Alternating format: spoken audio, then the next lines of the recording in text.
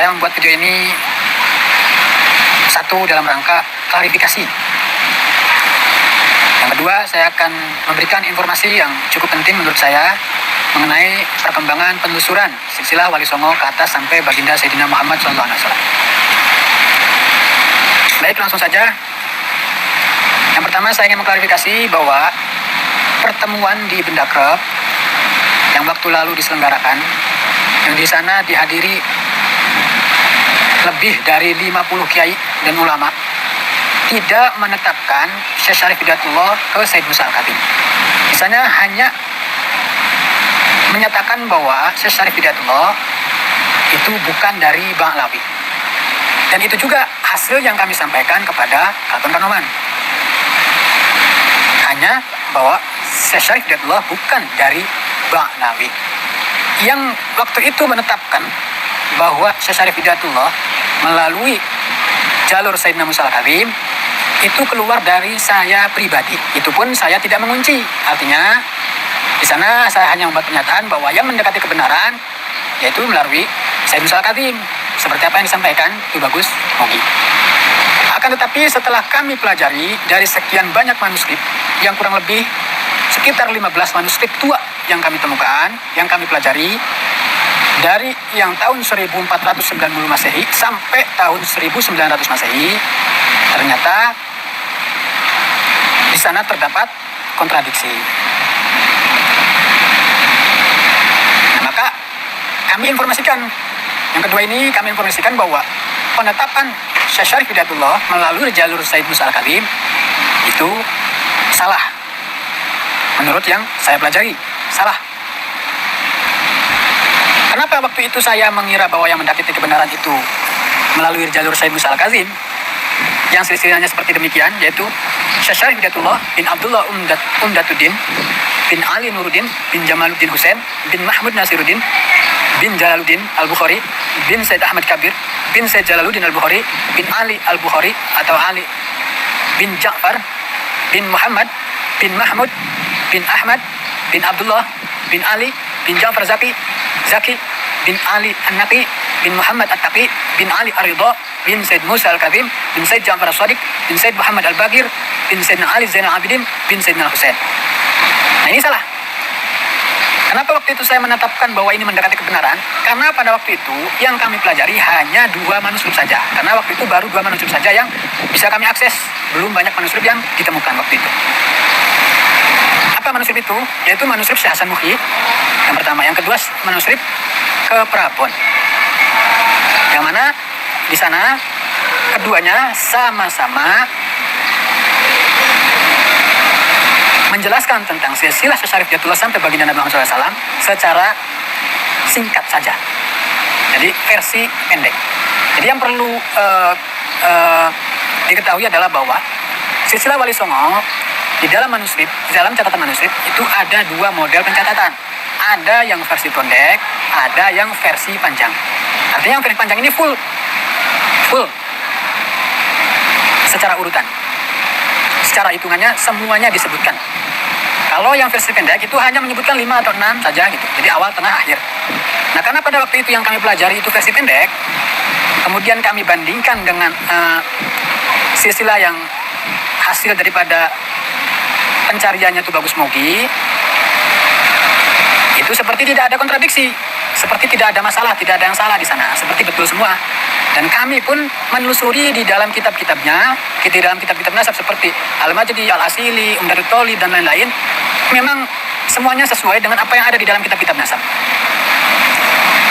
Namun setelah kami pelajari yang versi panjang, selain kami mempelajari yang versi panjang, kami juga berkomunikasi dengan Nakib Pakistan, yang mana Sayyid Jamaluddin Husain bin Mahmud Nasiruddin, yang waktu itu saya kira adalah Sayyid Madinah Kubro, itu dimakamkan di sana dan manuskripnya ada di sana. Hasilnya seperti apa? Ternyata Nakib Pakistan menolak.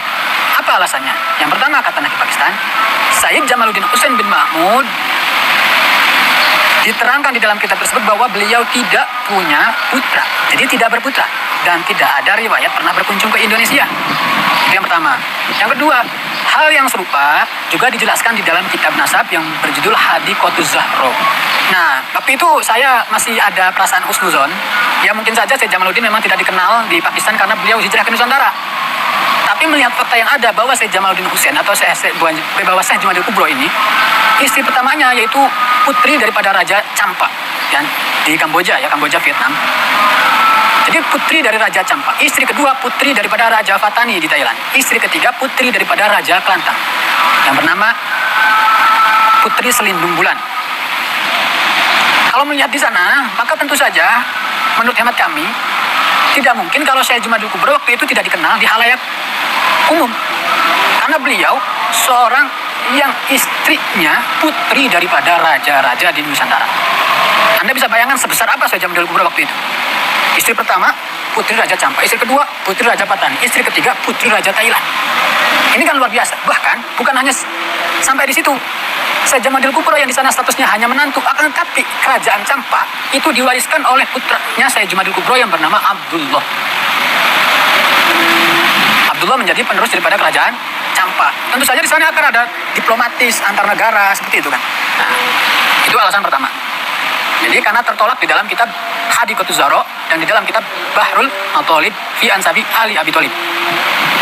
Yang kedua, jalur yang dulu pernah kami kira bahwa itu adalah leluhur Syekh Syarif, ternyata tidak sesuai dengan data yang ada di Nusantara yang versi jalur panjang.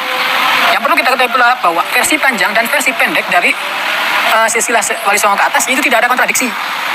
Artinya apa yang ada di dalam versi pendek ada di dalam versi panjangnya juga. Namun yang di dalam versi panjang itu lebih mendetail sampai disebutkan istri-istrinya, nama istri-istrinya.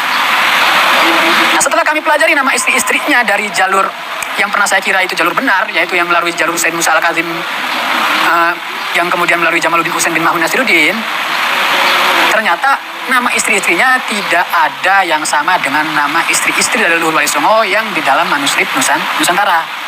Contoh, Said Musa Al-Kazim, istrinya bernama Sakinah atau Khayzaron. Dia berasal dari Mesir, istrinya ini. Nah, nama ini tidak ditemukan di dalam manuskrip Nusantara. Yang kedua, contoh Muhammad At-Taqi, istrinya bernama Samanah Maghribiyah. Ini tidak ditemukan di dalam manuskrip Nusantara yang versi panjang. Yang ketiga, contoh Said Ja'far Zaki, istrinya Majidah Bibi Khadijah. Ini juga tidak ditemukan. Yang keempat, Sayyid Ahmad Kabir, istri pertama Bibi binti Abdul Wahab, Quraisy. Yang kedua, Bibi Hajiroh.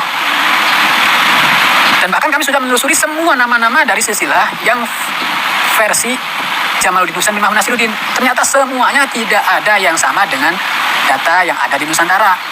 Artinya, silsilah yang melalui Syekh Jamaluddin Husain bin Mahmud Nasiruddin tertolak dari dua sisi. Yang pertama ditolak Naqib Pakistan karena ditolak oleh dua kitab, yaitu Bahrul Mathalib dan Hadiqatuz Zahra. Yang kedua tertolak oleh data Nusantara itu sendiri. Meskipun memang ada yang menyebutkan bahwa Syekh Syarif Hidayatullah itu ada dari jalur Musa Al-Kazim. Ada hanya satu manuskrip saja yang secara jelas disebutkan bahwa Syekh Syarif ke atasnya itu Musa Al-Kazim, yaitu manuskrip mutasimnya, dan itu manuskrip yang paling muda, 1900, yang mana itu kontradiksi dengan manuskrip yang lebih tua. Tidak ada manuskrip Nusantara yang secara jelas menyebutkan bahwa Wali Songo ke atas, Syekh Syarif Hidayatullah ke atas, atau Syekh Jumadil Kubro ke atas itu melalui jalur Musa Al-Kazim. Secara jelas menyebutkan Musa Al-Kazim itu tidak ada. Tidak ada. Jadi apalagi kalau melihat dari yang versi panjang itu jelas tidak mungkin. Lalu kemudian dari mana Syekh Jumadil Kubro? Nah, untuk silsilah Syekh Jumadil Kubro memang kami belum selesai mempelajarinya karena memang masih masih butuh banyak data untuk bisa mengetahuinya, dan ini sedang atau akan dikomunikasikan dengan Naqib internasional, insya Allah tidak lama lagi.